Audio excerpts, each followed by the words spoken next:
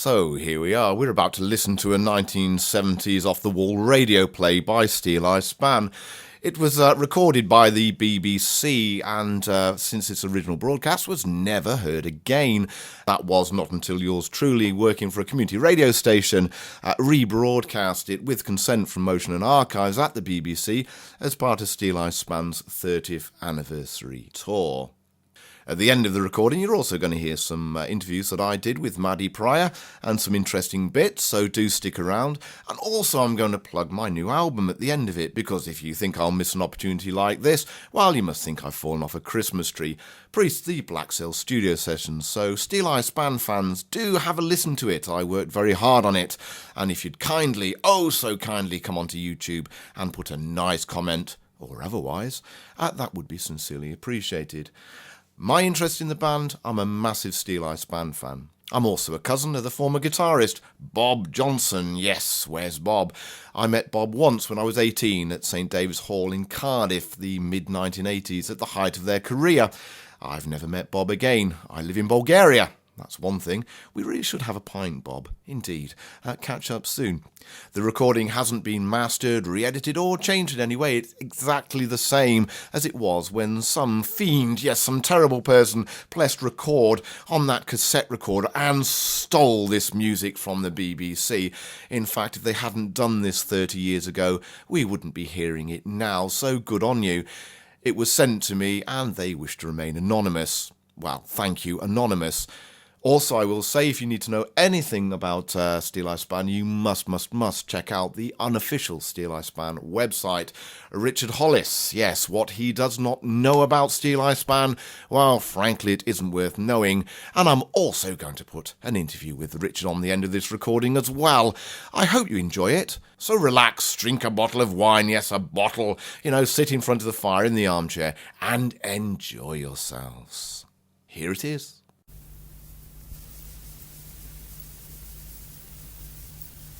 You may ask, sir, yes. Well, thank you very much. Who are you? You're not David Dimbleby by any chance, are you?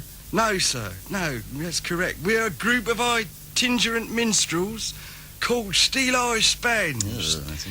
We're here to perform a little Stedford. Oh, very well, but I thought I was going to present my party political broadcast, By the way, you don't sing any dirty songs like Ken Dodd by any chance, do you? No, matey, no. I see. Yeah, and don't forget your companions. Oh, thank you very much for reminding me. Thank you, young man. Come along, my little darlings. Jim, Dennis, you. Barbara, leave that doctor alone. You know you don't like it. Now, come on, now.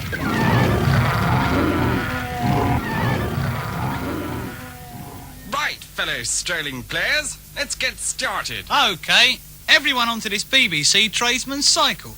And I'll start up this ancient old receiver attached to the front of this ancient old bicycle. Great. Now, Rick, make the opening announcement. This is the BBC, broadcasting on a wave of 3 megamocycles, 3 kilocycles, and an ancient tradesman's cycle. We present to you a dramatic tale of horror that could offend, shock, go against the stomach, make one sick, set one's teeth on edge, stick in one's gizzard, make the old flesh creep, make one's hair stand on end. Wait a moment. We're not doing the David Hamilton show. That is correct. We are not doing the David Hamilton show. We present Steeleye Span, the mad modern mummers, in a spectacular stereophonic entertainment entitled Steeleye Span. The mad modern mummers in a spectacular stereophonic entertainment.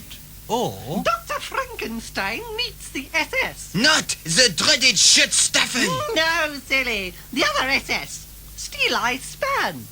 All around my hat I will wear the green willow, and all around my hat for a 12-month and a day. And if anyone should ask me the reason why I'm wearing it, it's all for my true love, who's far, far away. Not yet, lads. We must first announce that this program carries a government health warning. Yes, and the warning is that the government ain't too healthy. I have been asked by the BBC to announce that the next item is unfit for all of those of a nervous disposition. And that was the item. For we are about to unfold the story of Dr. Frankenstein, a leading figure in his field. He is also well known in his garden and window box, but that is another story. In fact, his window box is on the second story. As I said, that was another story. Dr. Frankenstein, a man of science, the world's leading authority on electrobiology and theatrical agent, a man who has created many pop stars in his own image. It is one of the strangest tales ever told. It deals with one of the great mysteries of man. Will the Beatles ever team up again? Wrong!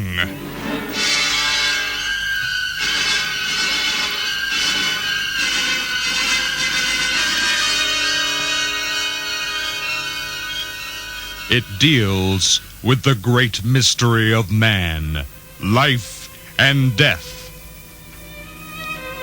Our tale begins as soon as the Link music finishes, in Dr. Frankenstein's magnificent laboratory in a disused castle somewhere in England. Yes, you've guessed correctly, Hayward's Heath. Where is he? Where is my useless, pathetic assistant Fritz? I have not seen him since you sent him out shopping early this morning. My little gherkin, please do not talk to me like that. Give me one reason why I should not talk to you like this. Because, my little replica of Rita Webb, you're not Italian, you are the English. Oh, Sport, I like talking like that. After all, you did promise me that I would be like Sophie Loren. But remember, Sophie Loren wasn't built in a day. Never mind all that. Where is Fritz? Where is my little useless retainer? Your little faith old and survey, return it home and roost it all recoil. Oh, yes, here, Dr. Toll. I recoil it from my probe and secret message, yeah. To me, it's still a secret. I can't understand a word you have said. Have you brought the things I sent you for? Oh, yes, Dr. Frankenstein. Everything you sent me hold, and I dig it in deep in the pocket for the co-op through form. Oh, yes. Great Boris Karloffs, I wish you would talk in subtitles. I can tell you what Fritz said. Good. What did he say? Oh, yep, Dr. Frankenstein. I treaty how to the co-opers and diggy in the pokey load for everything. Then why didn't he say so in the first place, instead of telling me here in the second place? Tell me, Fritz, did you get the corpse from the graveyard? The human heart from the morgue?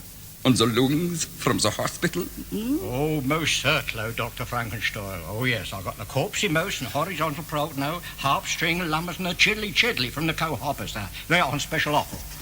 I also got treble blue stamps through. Good, whatever you said, good. And now, we operate. We join all the different parts of the body together. Fritz, let us begin. Oh, they put the bone sits to connect up the hanklet bone, and the hanklet and bones got no shin hit bone. The shin bones connecting up the leg hitting the bone, the leg poker setting up the telehote and the phone. Ooh! Wait. What is this I have here in my hand? Well, to me, Doctor, it looks like a disc. I don't want no pop star that I create to have a slipped disc. That is bad. It's not that sort of disc. It's a record, a gramophone record. In fact, it's one of Steeleye's bands. Ah, very interesting. Put it on. It don't fit. I meant put the gramophone disc on the phonograph. Dummkopf.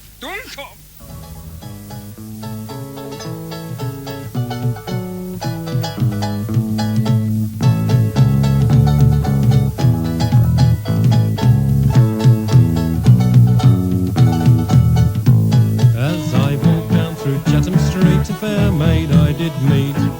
She asked me to see her home. She lived in Bleecker Street.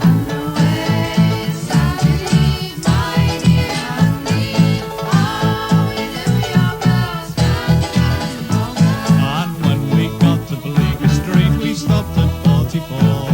Her mother and her sister there to meet her at the door.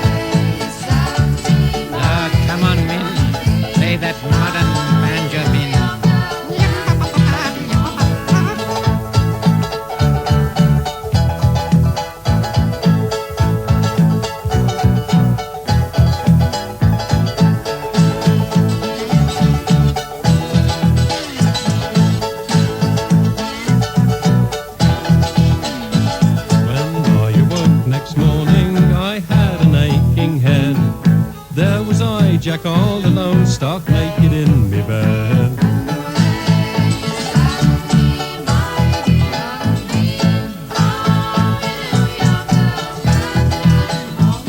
My gold watch and my pocketbook and lady friend were gone, and there was I, Jack all alone, stark naked in the room.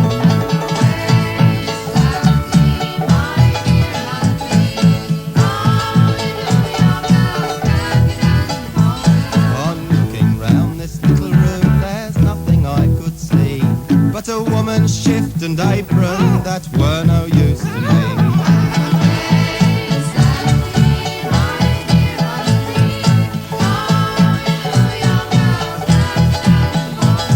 With a flour barrel for a suit of clothes down Cherry Street forlorn, there Martin Churchill took me in and sent me round Cape Horn.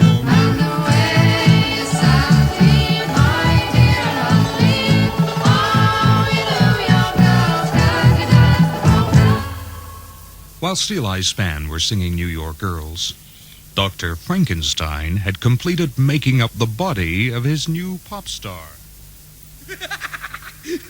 At last, the body is complete.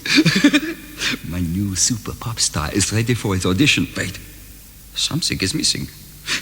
It's the voice box. My super duper top pop star has no voice. It's kaput! Kaput! Did you say that your super-duper top pop star has no voice? What a marvelous memory for the conversation you have, my dear. Well, I thought a pop star with no voice was an asset. Enough of the satire jokes. Fritz! Where is Fritz?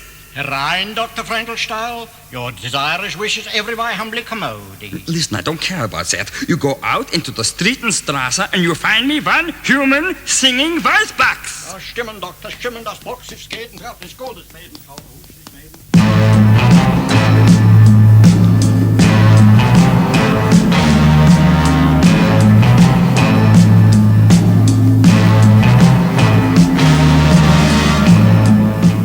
At exactly 1647, a figure bent beneath the weight of his huge head left the castle and made for downtown Bachula Clark and entered the Street of 1,000 Lamps.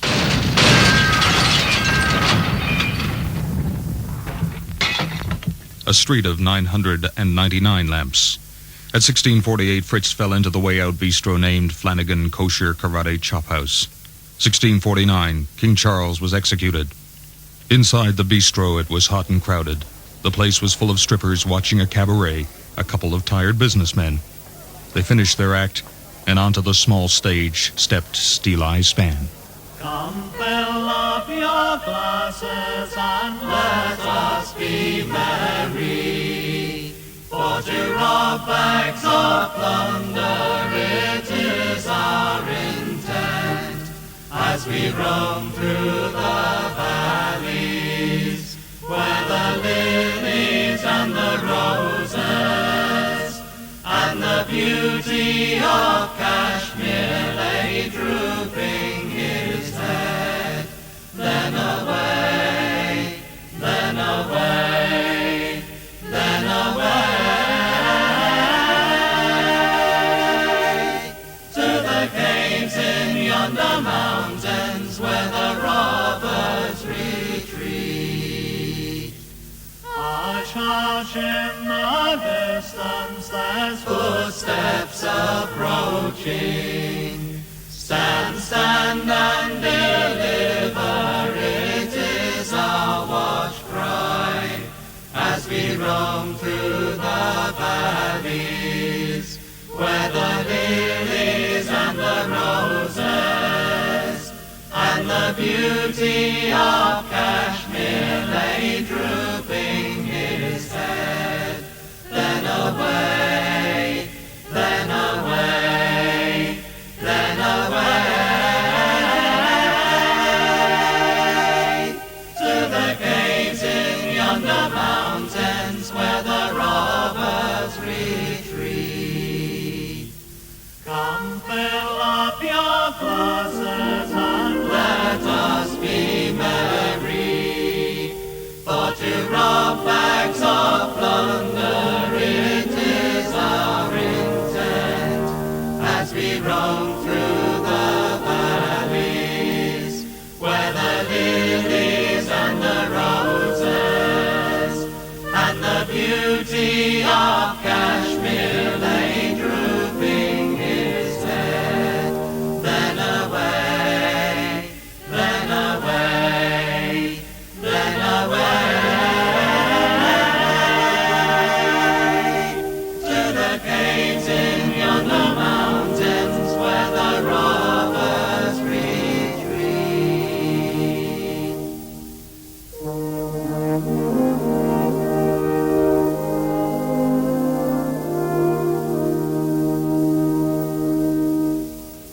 During that number, Fritz handed an urgent brick attached to a message to a topless waitress.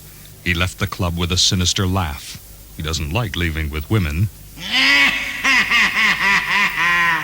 And one for the road. The topless waitress, a bald-headed dolly bird, then threw the brick at our group of singing warblers. Ouch! An urgent brick attached to a message had struck me on the cranium. And what does it say? Made in Birmingham. Not the brick, the message. Oh, yes. Sorry about that.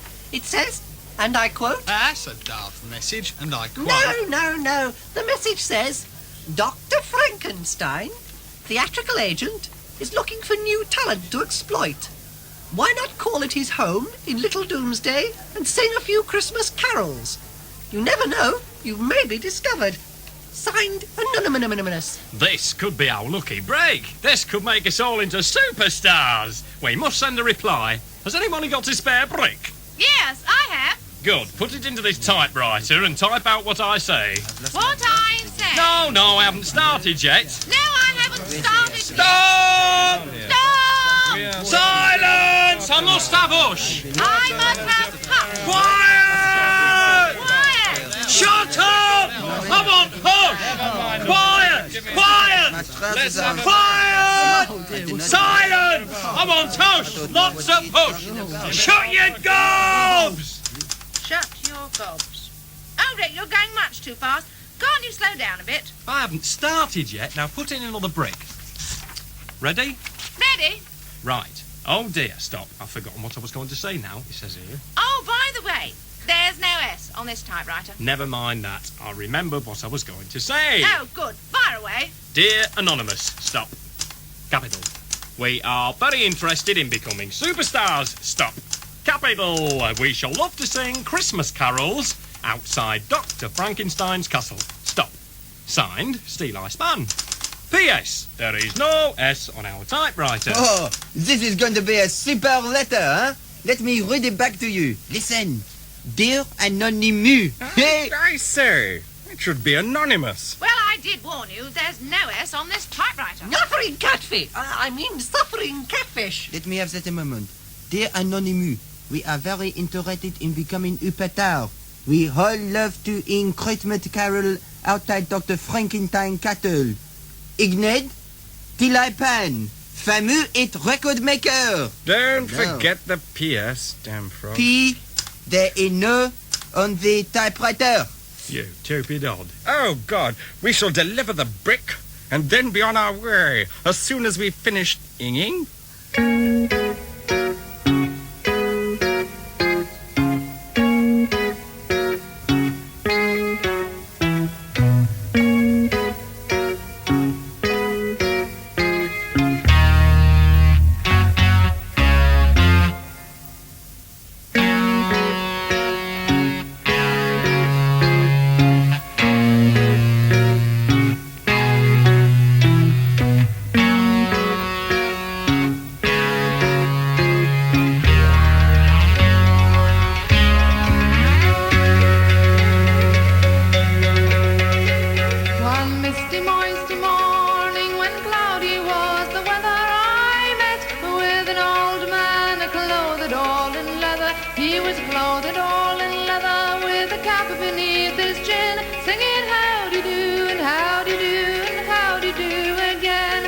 Rustic was a thresher, as on his way he hied, and with a leather bottle fast buckled by his side. He wore no shirt upon his back, but wool unto his skin, singing howdy-do, and howdy-do, and howdy-do again. I went a little further, and there I met a maid a-going the milking, sir, she said. Then I began to compliment, and she began to sing, saying howdy-do, and howdy-do, and howdy-do again. This maid, her name was Dolly, clothed in a gown of grey. I, being a somewhat jolly, persuaded her to stay.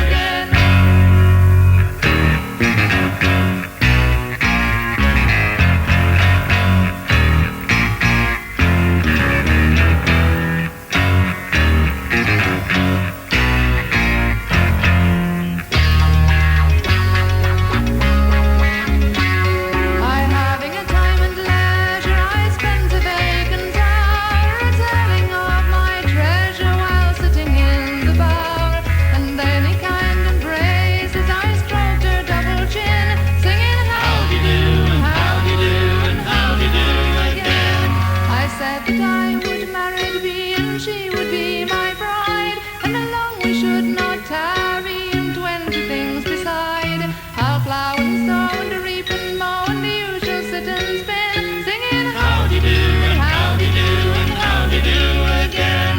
Her parents then consented, all parties were agreed. Her portion 30 shillings, we married were with speed.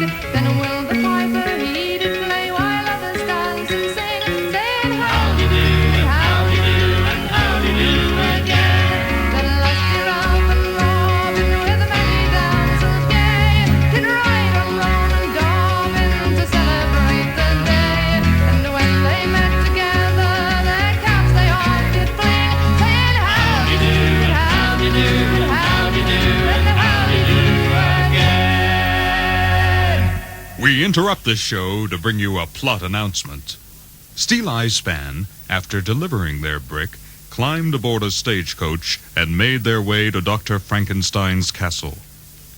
That is the end of the plot announcement. Meanwhile, back in the misty morning...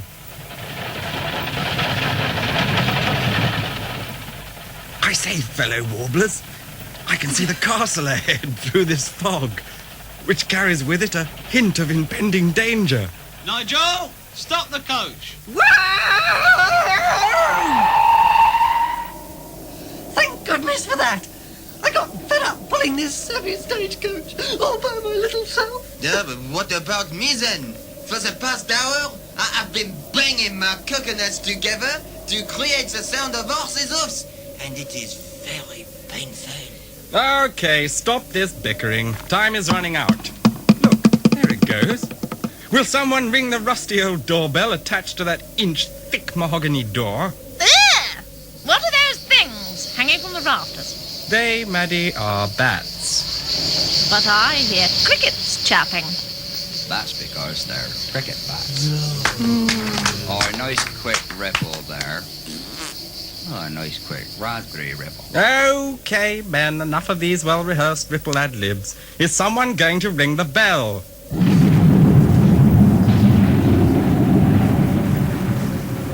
Oh, horrible! I do not like storms. But that wasn't a storm. That was Dr. Frankenstein's doorbell. Oh, well, that is nothing to be frightened of. What did you say, Pierre? I said, that is nothing to be frightened of. You are frightened. No, I'm not.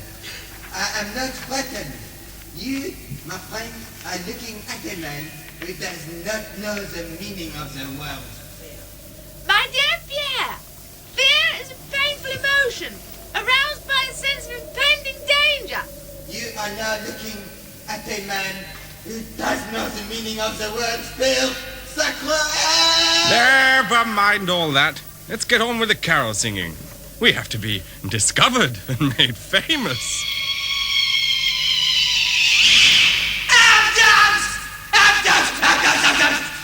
Yeah, I say, someone's got the screaming abdabs. I say, fellow warblers, Yes, Maddy.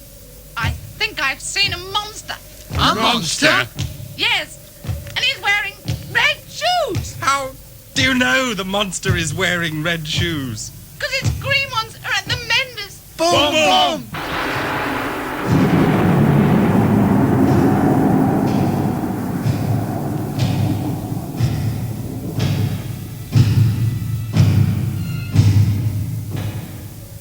I say, chumps, Yes, Maddy. can you hear that?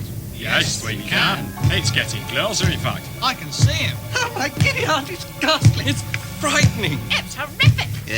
Very, seems to is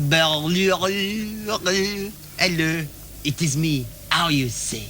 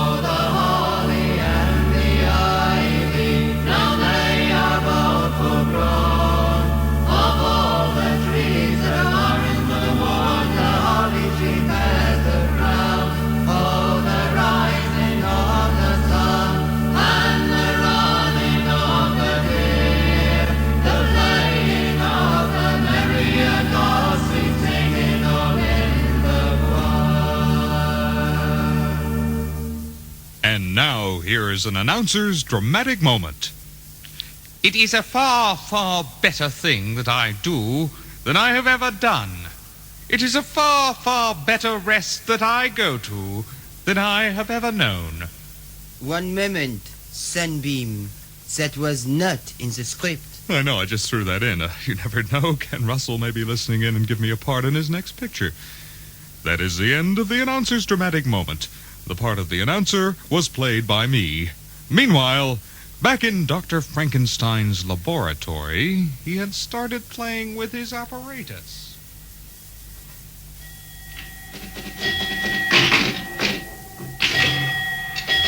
So, and now I pull the lever like so. Ah, good. 1,000, 2,000, 3,000. The lights, they're all blinking. My ambition is about to be achieved. What is happening? What has gone wrong? You silly old air doctor. You've tilted the pinball machine. Himmel. Well, the tea break is over. Back to the horrific plot. Hark, I hear a sound. Is that the postman, or do my ears deceive me? Oh, no, air doctor. Your ears would never dare deceive you.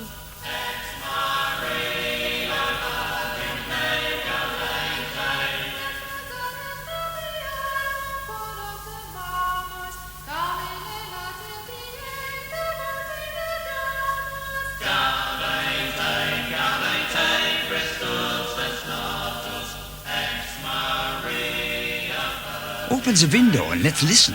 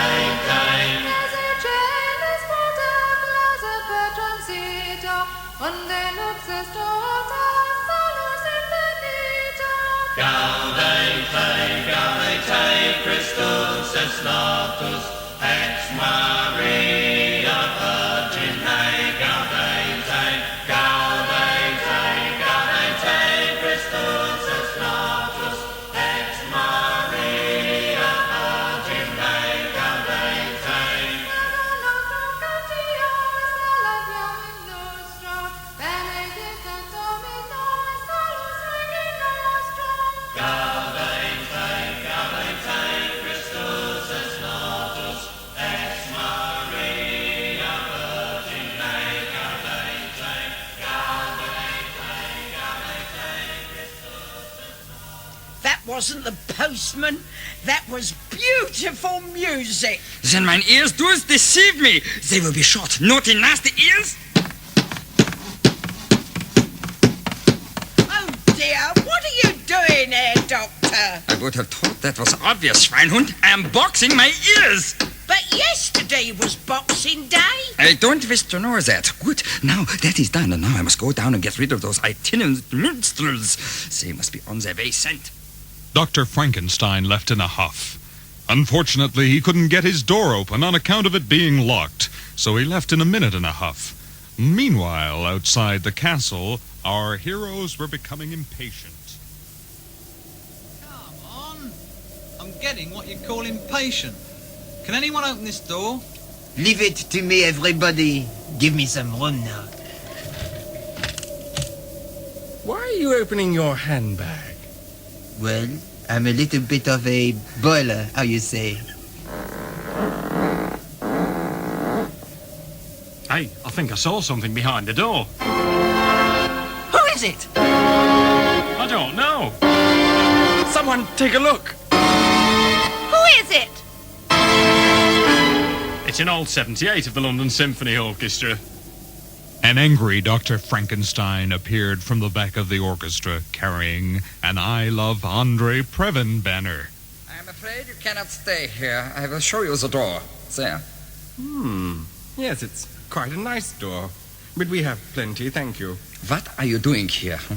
You have come to spy, maybe, huh? No, Doctor. We've come here to be discovered and make our fortune. A likely story. I will ask you once more. Why have you come to my castle? We've told you, you Doctor. Oh, do you know what I do with the snoopers, huh? No, we don't. So, you won't tell me that either. We have ways of making men talk. We act like the BBC, we pay some money, and we call in disc jockeys. That's the easy way. We have hard ways. By the time I'm through, you will tell me. You will tell me. I insist you answer my questions. For the last time, will you tell me what I do to the snoopers? Listen, will you stop hitting me when I'm asking the questions, please? Dr. Frankenstein, I appeal to you. Oh, that is what you think, you gay thing, you. You bold thing also. There's only one thing I've got to say to you, Buttercup. I shall quote from the script. And what is it? And I shall quote from the same script also.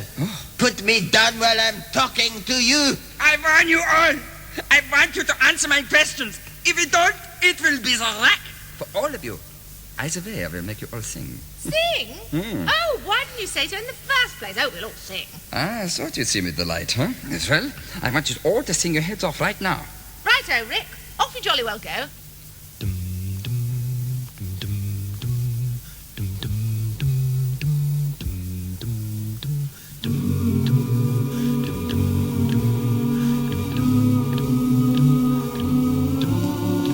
I'm dreaming and dreaming. I'm scheming, scheming. I'm building castles high.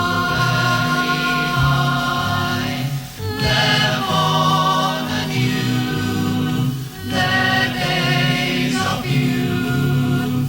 Just like a sweet butterfly, butterfly. And when the daylight is dawning, they come again in the morning. I'm forever blowing bubbles, bubbles, bubbles, pretty bubbles in the air.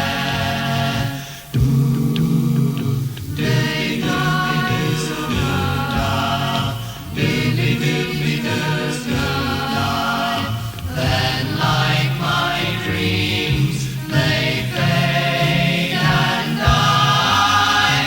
Would you always find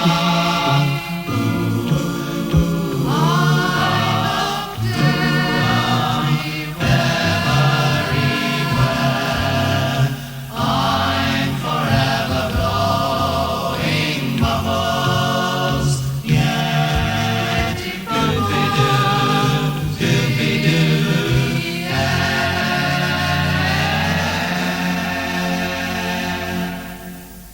I didn't mean that type of singing, Dummkopf! Dr. Frankenstein, allow us to introduce ourselves. But surely you know one another already. Dr. Frankenstein, our card. What's this? It's just a piece of string. My dear fellow, I would have thought a man of your caliber and standing would be able to use his imagination. But I am seated, haha. But now that I am standing, I can use my imagination. Now this piece of string says, "We are the real Steeleye Span, available for the summer season, the pantomimes, and the Masonic punch-ups." My little flower. She has got such a good imagination. Actually, Herr Doctor, we were just stringing you along. A little gem from your amusing warbler. Well, you can get knotted. A better gem from your funny hair, Doctor, yeah? I can see, Herr Doctor, that you still do not believe us. We can give you further proof. Choose any one of the Steeleye Span numbers, and we will sing it for you. Very well. Sing for me. Yeah, sing for me Thomas the Rhymer.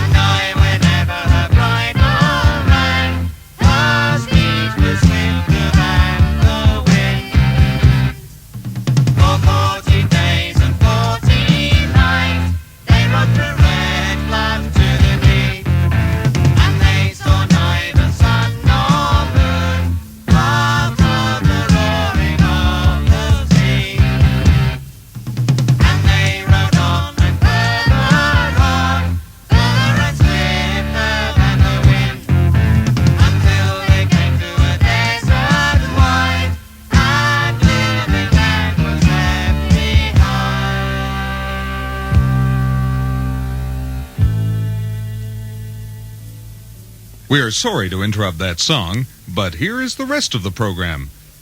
Dr. Frankenstein accepted that our heroes were the genuine Steeleye span when Fritz, his ever-faithful assistant, burst onto the scene.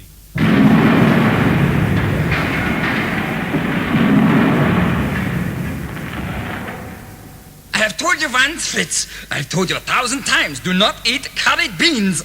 Dr. Frankenstein, I have discovered this special research you sent me to look for and seek it's here. He says that he's found out what you sent him out to look for. So how did you learn to speak like an idiot? Oh, drumming, I have obtained this Larry, which is special for the throaters, and dangling in there the superly duper pop star and Toby. He says that he's got some special singing vocal boxes for your super-duper top pop stars. Ah, well done, Fritz. I will see that you get promoted from general to sergeant for this. Doctor, here are his plans. Oh, thank you very much, Ricky. But they're blank. Probably serious reasons for this. He says, probably for security reasons. Ah, good thinking, Fritz. I promote you now from sergeant to corporal. Oh, couldn't accept a humble, faithful, and say the person who said this. Oh, no.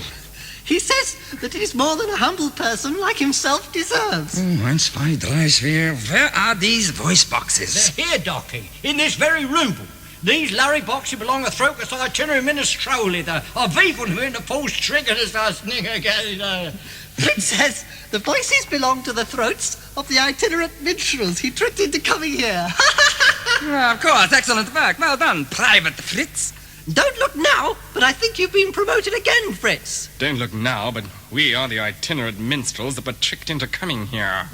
That evil Dr. Frankenstein is going to steal our vocal boxes. Enough of this time-consuming signposting. And enough of this enoughs! Steeleye span saw red. Hi, Red. Our heroes and the evil doctor fought hammer and tongs.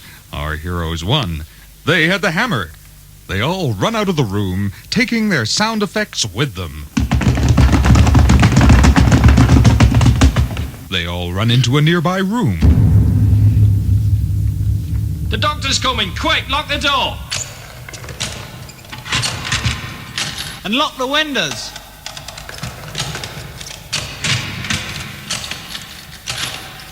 Barricade the walls and ceilings.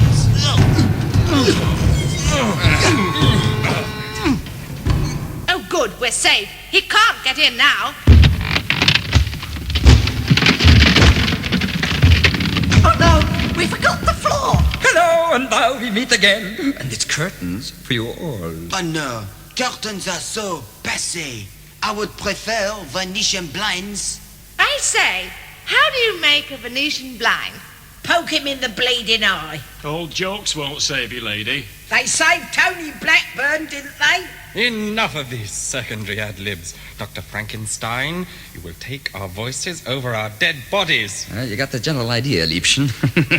Now then, any last requests? Well, my auntie in Moose Jaw might be listening in on her hearing aid. Perhaps you might play this one for her. All around my hat I will wear the green willow, and all around my hat for a 12-month and a day. And if anyone should ask me the reason why I'm wearing it, it's all for my true love who's far, far away.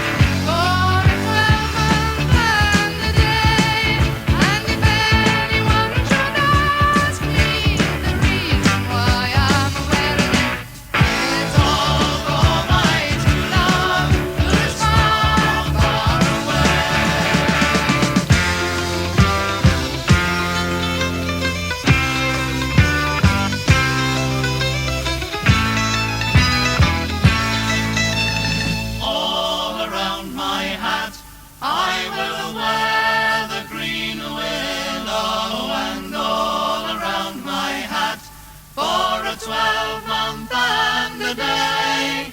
And if anyone should ask me the reason why I'm wearing it, it's all for my true love who's far, far away.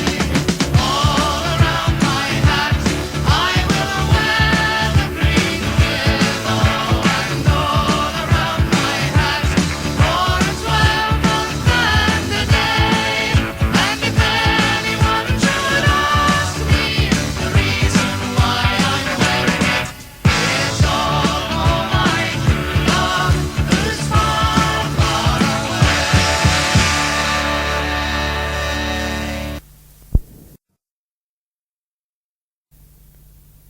Now, gentlemen, please step into my parlor. Wait, Herr Doctor! I demand you stop this foolish nonsense! I demand you set us all free! I demand satisfaction! I demand a chair! Why on earth do you want a chair? It was such a demanding speech. Nigel's right. We demand satisfaction. Herr Doctor, take this. What's this? What do I want with a kipper? It's our gauntlet. So, that's what they mean by fish fingers. So you demand satisfaction. Well, I'm a sporting man. Very well. Choose your weapons. Swords or pistols? I choose swords. Good. I choose pistols. No, Nigel. You have to fight the sword as well. Oh, very well. On guard.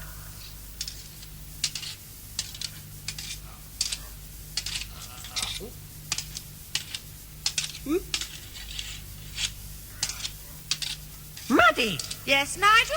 Shouldn't one of us be fighting the Herr Doctor? Oh, yes. Sorry about that. I got carried away. Nigel? Yes, Maddy? Shouldn't you be fighting the Herr Doctor? Too late, my little flower. Touché. 3 shave. By my reckoning, we win by 1 shave. Would you care to continue, Frankenstein? Best 2 share out of 3 share? Not so fast, mein guter Mann. Very well. Speaks very slowly in brackets. Best 2 share out of 3 share? But Dr. Frankenstein and his cunning assistant grabbed hold of Maddy and dragged her into the laboratory and strapped her to the doctor's throbbing machine. Here's the last vital link in the experiment. All my life I've been working to create life, to create my very own pop star, to create another Mick Jagger, another Gary Glitter. Someone press down the plunger. Rita stepped forward. She grabbed hold of his plunger. Oh, Rita, you can't press down his plunger. Oh, yes, I can. Oh, no, you can't. Oh, yes, I can. Oh, no, you can't.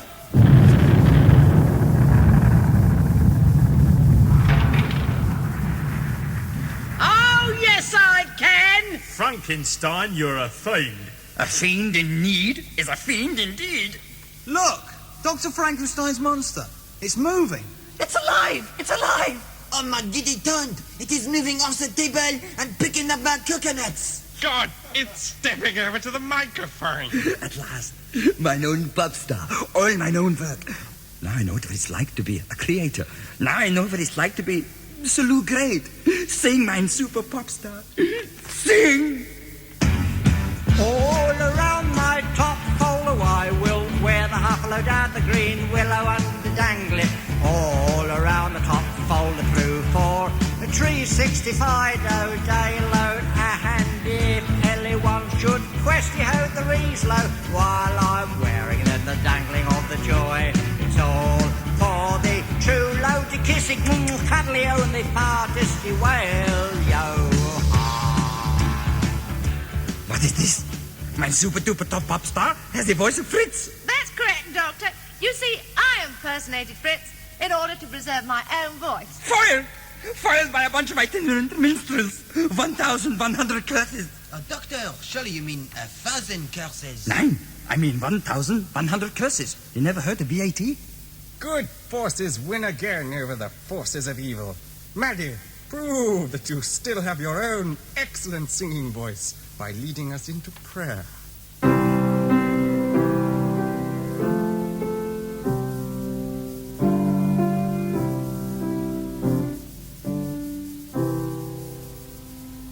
Twinkle, twinkle.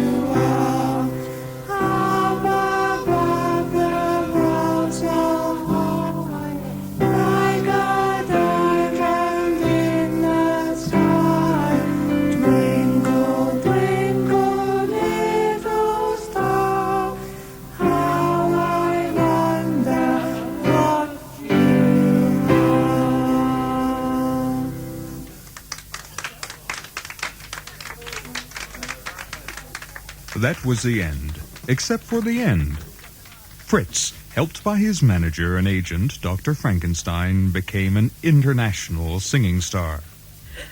I only pressed that plunger because Fritz always wanted to be a star. Do not blame yourself, Ritter. Here, wipe away your tears on these. But they're yours, Pete. Do not worry. I have a clean pair in my handbag. And for all you Scrooge-type listeners who prefer an unhappier denouement, here is Steeleye Span with The Hard Times of Old England.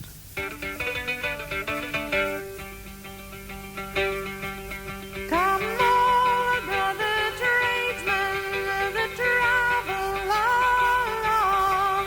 Oh, pray, come and tell me where the trade is all gone.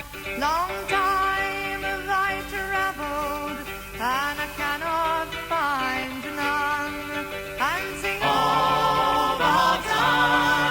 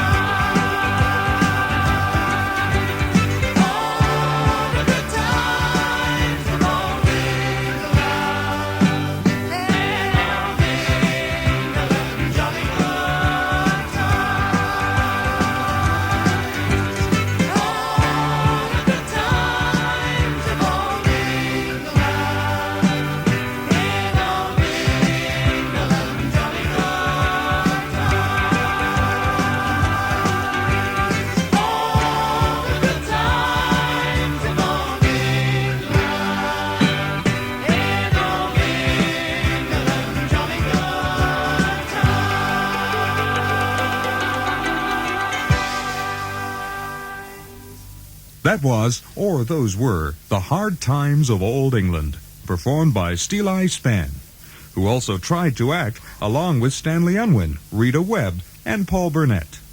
This outrage was perpetrated by David McKellar. My name is Tim Burge.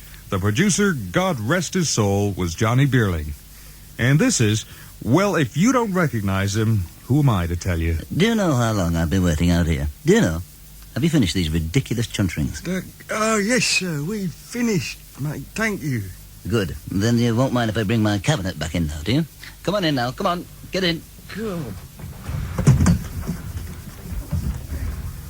That's right. Settle down now, lads. Dennis, Babs, Jim, Shirley, you sit down there next to me. Keep those prices down as well, won't you? Get them down. That's right, Shirley. Get them down, Shirley. Shirley, get them down.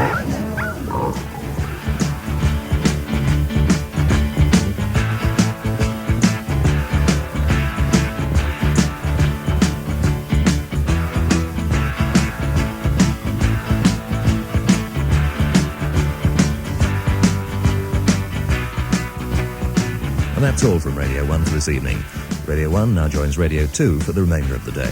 We'll be with you again tomorrow morning.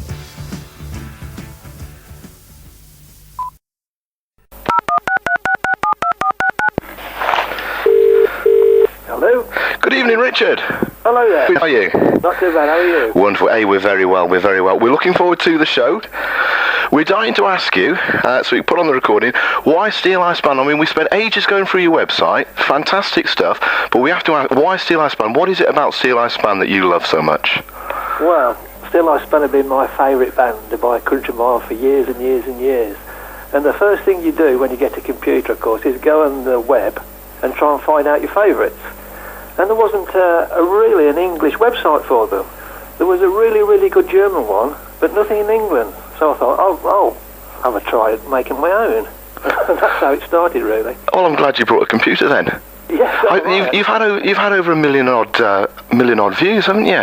No, it's not that many, I don't think. Is it? I think it's about 250,000. 250,000, it's a staggering amount. Yeah, it's been on for about 10 years. 10 years, right. Wow. What? There's no official website that I've ever seen. Is there a reason for that?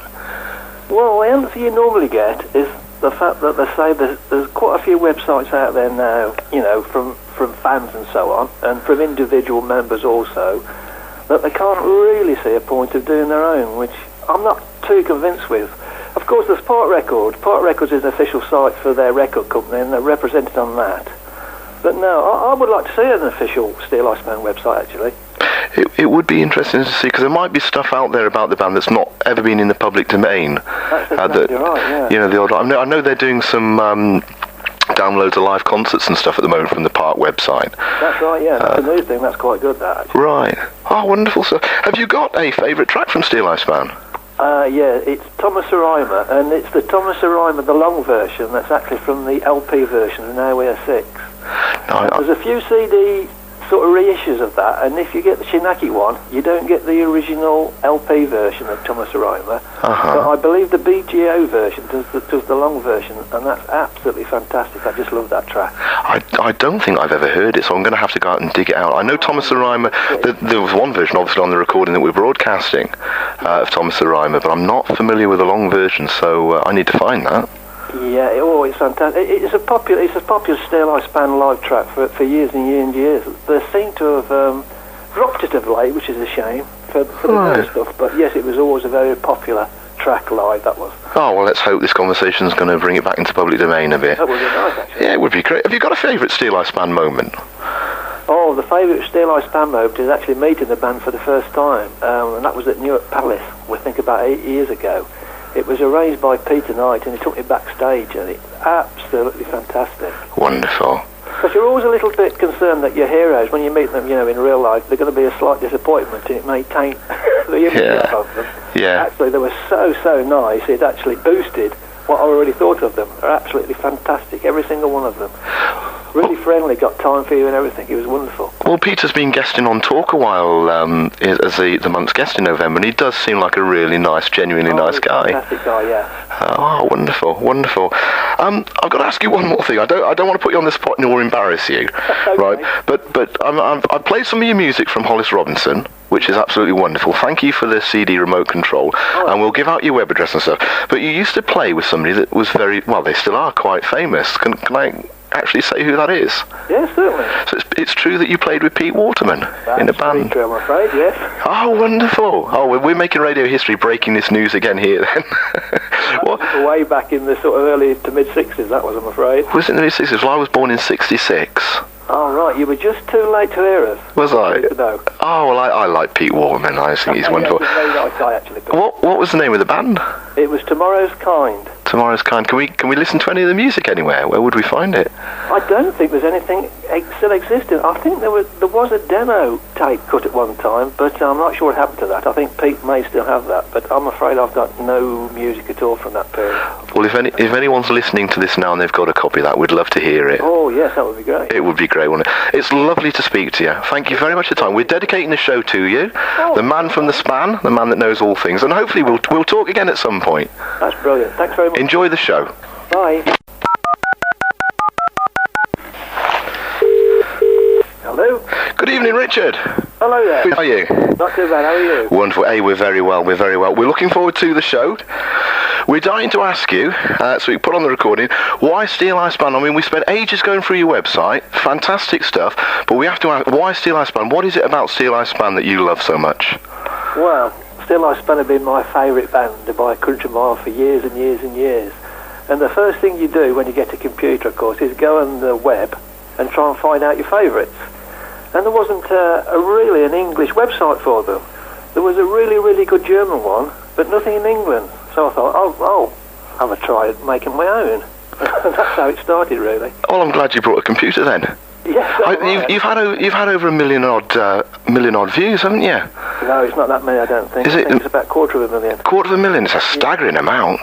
Yeah, it's been on for about 10 years. 10 years, right. Wow. There's no official website that I've ever seen. Is there a reason for that? Well, the answer you normally get is the fact that they say there's quite a few websites out there now, you know, from fans and so on, and from individual members also, that they can't really see a point of doing their own, which I'm not too convinced with. Of course, there's Part Record. Part Records is an official site for their record company, and they're represented on that. But no, I would like to see an official Steeleye Span website, actually. It would be interesting to see, because there might be stuff out there about the band that's not ever been in the public domain. That's exactly right, yeah. You know, I know they're doing some downloads of live concerts and stuff at the moment from the Park website. That's right, yeah. That's a new thing. That's quite good, that, actually. Right. Oh, wonderful. So, have you got a favourite track from Steeleye Span? Yeah, it's Thomas Arima, and it's the Thomas Arima, the long version, that's actually from the LP version of Now We Are Six. There's a few CD sort of reissues of that, and if you get the Shinaki one, you don't get the original LP version of Thomas Arima. But I believe the BGO version does the long version, and that's absolutely fantastic. I just love that track. I don't think I've ever heard it, so I'm going to have to go out and dig it out. I know Thomas Arima, there was one version obviously on the recording that we're broadcasting of Thomas Arima, but I'm not familiar with the long version, so I need to find that. Yeah, it's fantastic. It's a popular Steeleye Span live track for years and years and years. They seem to have dropped it of late, which is a shame for the other stuff. But yes, it was always a very popular track live, that was. Oh, well, let's hope this conversation is going to bring it back into public domain a bit. That would be nice, actually. Yeah, it would be great. Have you got a favourite Steeleye Span moment? Oh, the favourite Steeleye Span moment is actually meeting the band for the first time, and that was at Newark Palace, I think about 8 years ago. It was arranged by Peter Knight, and he took me backstage, and it's absolutely fantastic. Wonderful. Because you're always a little bit concerned that your heroes, when you meet them, you know, in real life, they're going to be a slight disappointment, and it may taint the image of them. Yeah. Actually, they were so nice, it actually boosted what I already thought of them. They're absolutely fantastic, every single one of them. Really friendly, got time for you and everything. It was wonderful. Well, Peter's been guesting on Talk a while as the month's guest in November, and he does seem like a really nice, genuinely nice guy. Fantastic guy, yeah. Oh, wonderful, wonderful. I've got to ask you one more thing. I don't want to put you on the spot nor embarrass you, right? But I've played some of your music from Hollis Robinson, which is absolutely wonderful. Thank you for the CD remote control, and we'll give out your web address and stuff. But you used to play with somebody that was very, well, they still are quite famous. Can I actually say who that is? Yeah, certainly. So it's true that you played with Pete Waterman in a band. That's true, I'm afraid, yes. Oh, wonderful. Oh, we're making radio history, breaking this news again here then. Way back in the sort of early to mid-60s, that was, I'm afraid. Was it in the mid-60s? Well, I was born in 66. Oh, right, you were just too late to hear us. Was I? No. Oh, well, I like Pete Waterman. I think he's wonderful. Yeah, he's a very nice guy, actually. What was the name of the band? It was Tomorrow's Kind. Tomorrow's Kind. Can we listen to any of the music anywhere? Where would we find it? I don't think there's anything still existing. I think there was a demo tape cut at one time, but I'm not sure what happened to that. I think Pete may still have that, but I'm afraid I've got no music at all from that period. Well, if anyone's listening to this now and they've got a copy of that, we'd love to hear it. Oh, yes, that would be great. It would be great, wouldn't it? It's lovely to speak to you. Thank you very much for your time. We're dedicating the show to you, the man from the span, the man that knows all things, and hopefully we'll talk again at some point. That's brilliant. Thanks very much. Enjoy the show. Bye.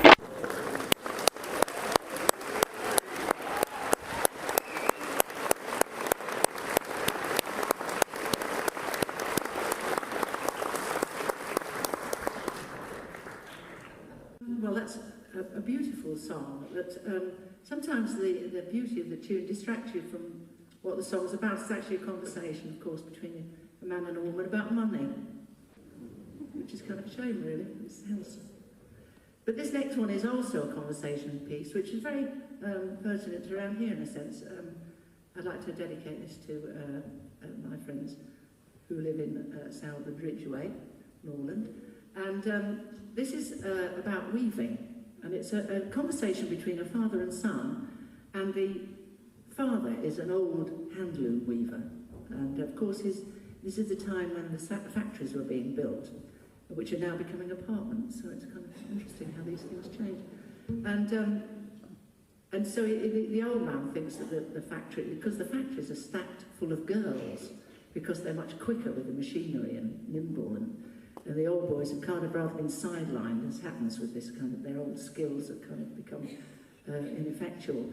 But the young man has fallen in love with one of these girls, and the old boy is very unhappy about this. He thinks it's definitely a come down in the world. And so, but the boy's in love. So there you go. Thanks very much. Next thing's called Cold Haley Windy Night, and this was originally done by Martin, when Martin was in the band, Carth Horse. I love his inchworm. Anybody know that?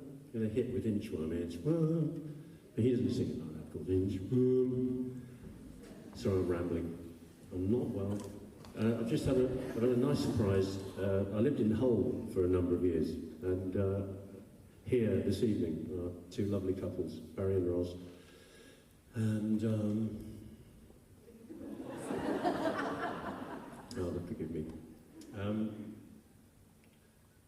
That's going to really worry me through this next song. Senior moment. It is a very senior moment. And I was in a band called the Aces with Barry for some years in Hull. And oh, hello, Tony and Jane. Tony and Jane. Yes, hello.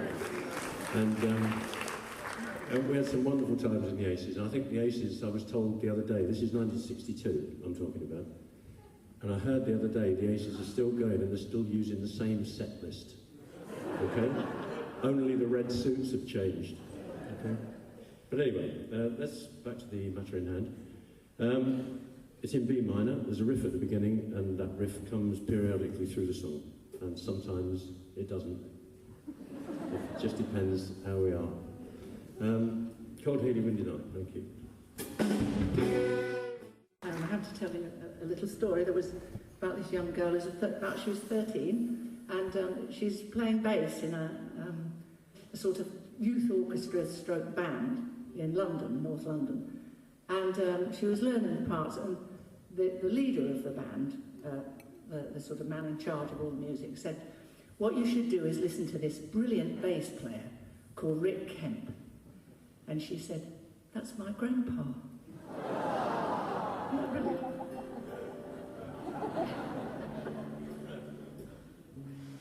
Don't often get moments like that, do you? We're going to do this is probably the first song we ever recorded as a band. And we recorded it on 2 consecutive albums, just to make sure you knew we liked it. we did very strange things then, but nothing's changed. This is, again, a lovely piece of English. It was still probably one of my favourite songs about betrayal. It's called The Blacksmith. Now we're going to do something altogether different. This was taken from a broadsheet, sold on the streets for a penny or a halfpenny, when a penny and a halfpenny was really a penny and a halfpenny. And it was set to music by Dave Moran and Nick Jones. And Nick was always great at finding somewhat bizarre lyrics. He always liked to choose the sort of lyrics that other people wouldn't choose. And this is one. It's a piece about madness. I actually think that, and there are some songs in the tradition, in which I include this one, that are very, very strong and elastic. And whatever shape you pull them into, they snap back into where they started. This is madness.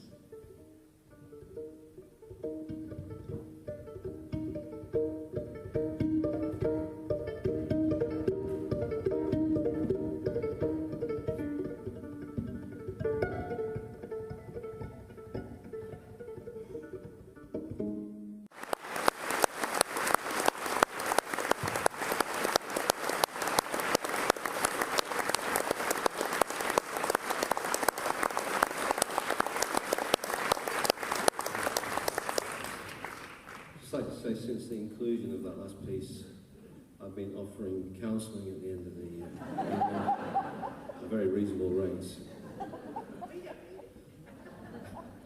Nothing wrong with us.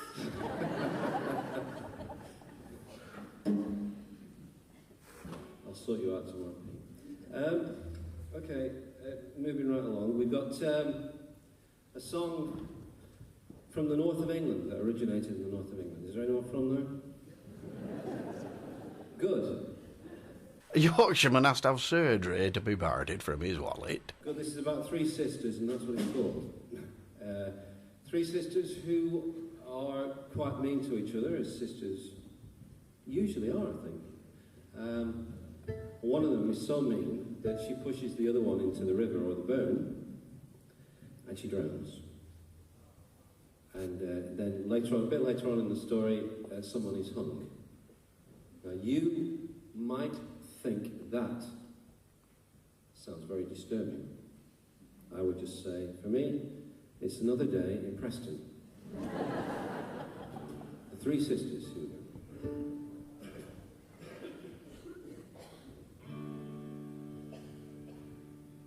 In the 70s, we went up to the Lyceum in Edinburgh for a performance, for a week. I think we did about 10 days there, I think. Of Kidnapped, which is based on the Jacobite cause and story is based around that. Jacobites is Bonnie Prince Charlie and the drive for independence, which didn't happen at that point. And it was quite interesting to go up there and learn all these Jacobite songs, which it's a fantastic repertoire, actually. They're really great songs. And I don't think it would happen now. I don't think an English band would go up to Scotland and sing Scottish songs. I don't think that would happen. Directions. I'll show you directions. I'll give you directions to my fist, Jimmy. But it was great for us because we learnt all these songs, and this one has stayed with us right through our career, actually, and it's a brilliant song. It's in Old Scots, which makes it a little bit obscure, especially sung by me. And it's about George I. It's someone complaining, basically, about George I and his goings-on in Kittle-Hooses, which is brothels, and with his mistress who was called the Goosey. And then it goes on to about various... It's a strongly anti-English song, actually, is what it's all about. It's but hey, we don't know. It's a great song, and has a wonderful quality of vitriol about it, which I really enjoy. This is Kan vi åka fram.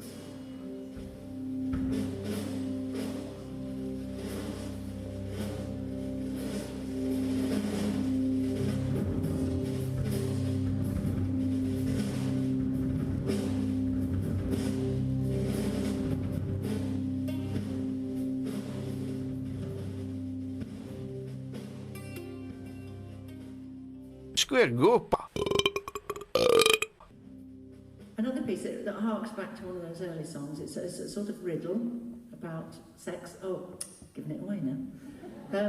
and it's called The Bonny Black Hare. Nice to be in Halifax. Aye, it's grim up north. We're going to sing our anthem, and if we've got to sing it, so have you. And I'd like to sing this for Michael, and also for the lady in the hat at the desk. This is, yes, you'll know it. And so far, Babacom has been very good, but it was quite a small venue, and they were very vocal. Buxton Opera House was very good. Oh, Barrow was very good, yes. Surprisingly. Good. Anyway, yeah, so you've got a bit to beat there. You've got a lot of space to fill as well. But it's no use being cool and saying, oh, no, no. You've just got to go for it. We have to. It's a devil to sing, I have to tell you.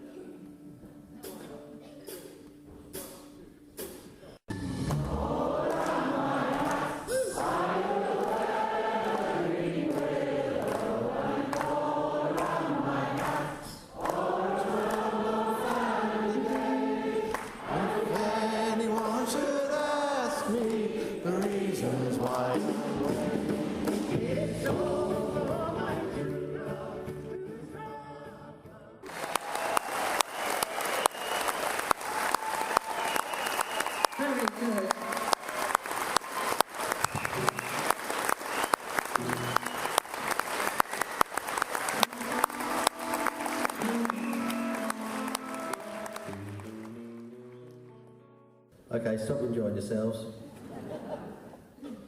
Thanks very much for coming along tonight. Really appreciate that. This is a song called The Song Will Remain. And I wrote this at a particularly sad time in my life. And it gives me great pleasure this evening to share that sadness with you all. I'm just kidding, really. It's quite an uplifting song if you're very depressed.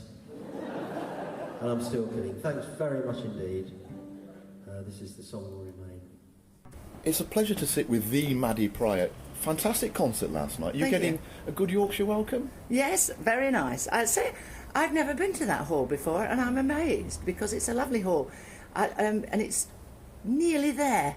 Yeah. You know, they put a bit more into the decor. I think they've got a splendid hall there to to equal Buxton, and which is a fantastic venue.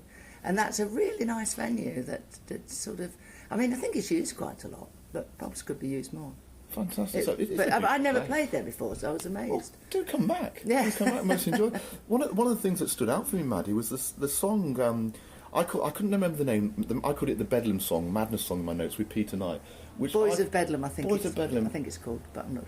Genius. I thought it came across really, really. Is this going to be the new thing? Is this a new direction? Well, no. Peter and I have done sort of improvisation pieces based around a song for years. We used to do a thing called Betsy Bell, and we've done several other songs. But usually Peter, I kind of as the straight man, as it were, and sing the song fairly straight, and Peter kind of develops a theme musically. But this one, for some reason, it just seems to be a bit easier for me to, perhaps the madness element of it. It's easier to sort of just go wherever. It was beautiful. It was beautiful. And the Scottish song, I love your commentary on the Scots. Yes. I couldn't even pronounce.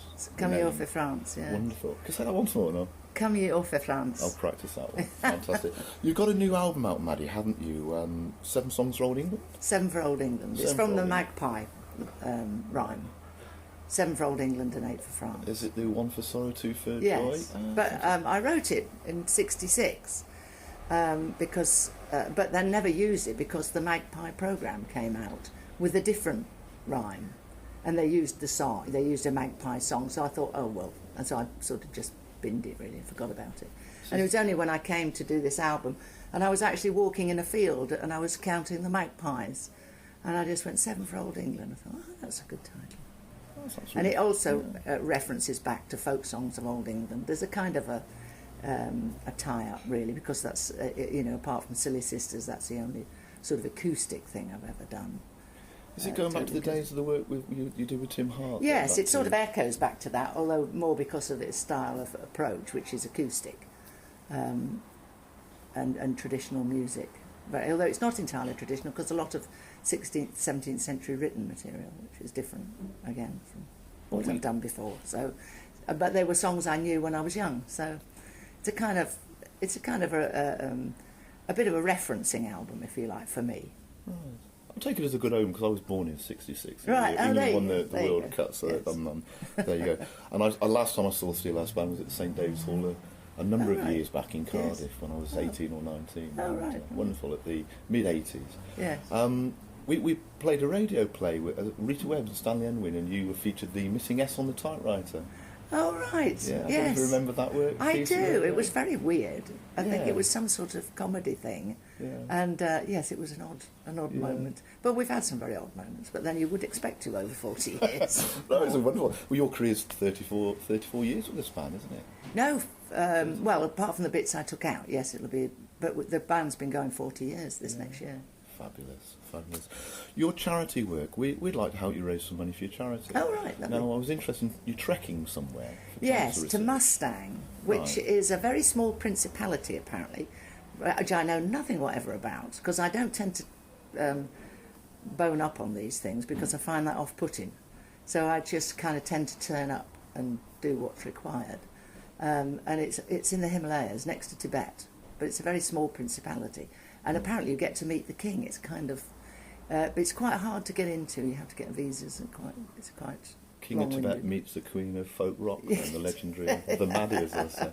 And who are you raising money for, Maddy? This time it's for cancer research, and sometimes I've done some for DSS, which is the English Folk Song and Dance Society, which should not need charity support, but it does. And also I have there's a medical sort of centre being set up in a village called Akawazia in Ethiopia, which I went to on one of the treks, and we sometimes fundraise for that. So I sort of don't necessarily, but mostly I do it for cancer research. But cancer research used to do their own treks, so I used to do it through that. But they've stopped doing them now, so it's kind of, it'll be changing, I suspect. I don't know how it's working.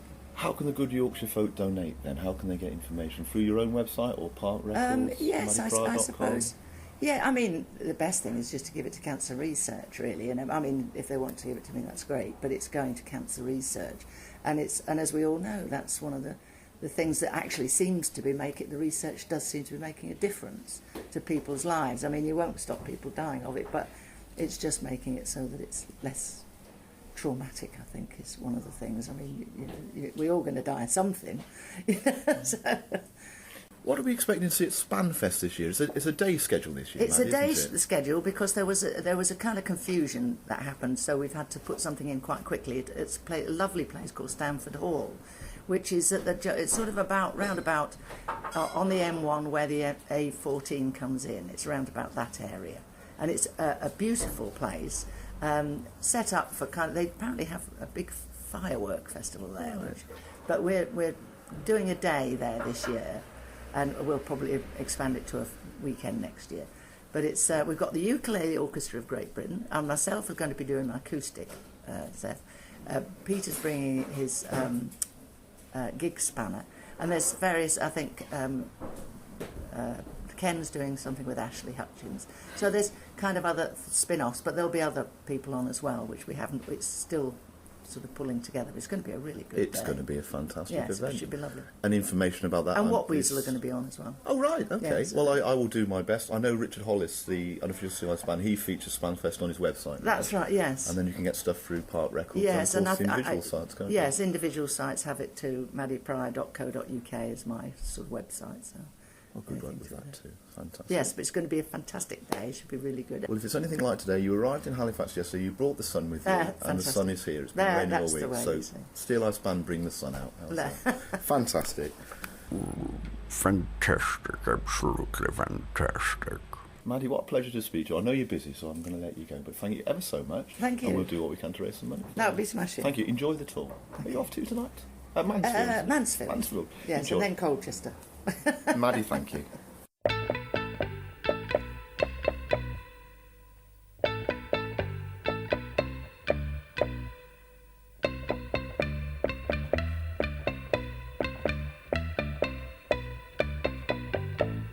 And there you have it. I hope you enjoyed that. The original recording rebroadcast and some other radio stuff that I've cut and pasted from the shows and stuck them all together as one recording.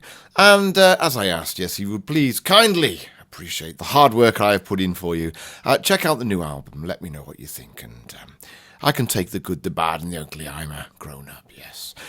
Search Google or YouTube, Priest, The Black Sail Studio Sessions, Jonathan Taylor, or simply go to the end of this video, look in the more information, show more text below, and you'll see a direct link to it.